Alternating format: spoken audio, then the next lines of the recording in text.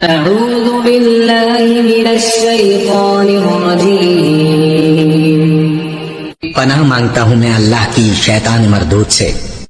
بسم اللہ الرحمن الرحیم شروع اللہ کا نام لے کر جو بڑا مہربان نہایت رحم والا ہے۔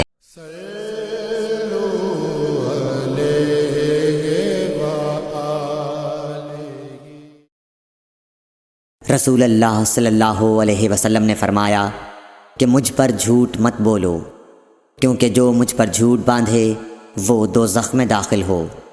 صحیح بخاری حدیث نمبر 106۔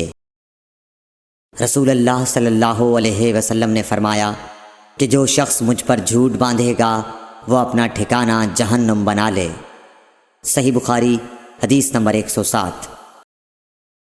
نبی اکرم صلی اللہ علیہ وسلم نے فرمایا کہ جو شخص مجھ پر جان بوجھ کر جھوٹ باندھے تو وہ اپنا ٹھکانہ جہنم میں بنا لے۔ صحیح بخاری حدیث نمبر 108۔ رسول اللہ صلی اللہ علیہ وسلم نے فرمایا کہ جو شخص میرے نام سے وہ بات بیان کرے جو میں نے نہیں کہی تو وہ اپنا ٹھکانہ جہنم میں بنا لے۔ صحیح بخاری حدیث نمبر 109۔